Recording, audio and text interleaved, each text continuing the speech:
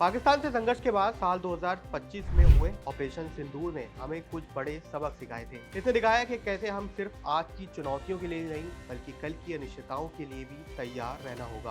और इसी तैयारी की झलक इस साल के रक्षा बजट में भी नजर आई। फाइनेंस मिनिस्टर निर्मला सीतारमण ने 1 फरवरी 2026 को जब बजट पेश किया तो उसमें रक्षा मंत्रालय को रिकॉर्ड 7.85 लाख करोड़ का एक ऐतिहासिक अलॉटमेंट जारी किया गया।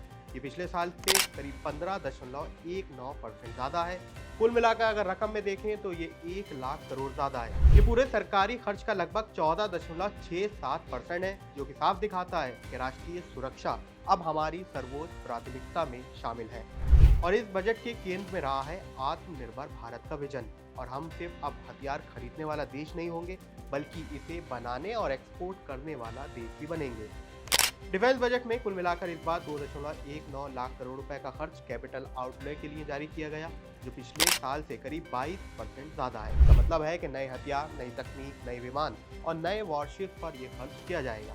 ये सिर्फ खर्चा नहीं है बल्कि भारत की सुरक्षा के भविष्य में एक बड़ा निवेश माना जा रहा है।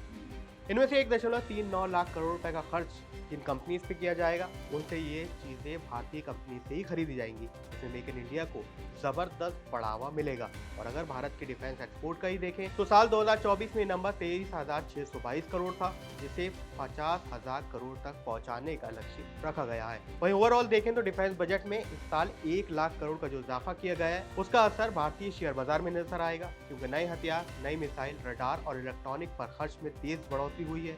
इससे Bharat Electronic, Bharat Dynamics, Mazagon Dock Ship Builders, Paras Defence और स्पेस टेक्नोलॉजी जैसे कंपनीज को सीधा फायदा इस बड़े अलॉटमेंट का मिल सकता है।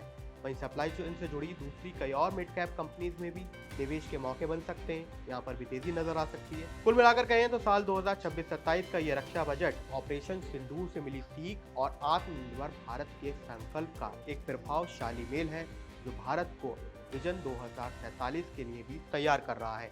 तो रक्षा बजट को आप किस नजरिए से देखते हैं, हमें कमेंट सेक्शन में जरूर लिखें।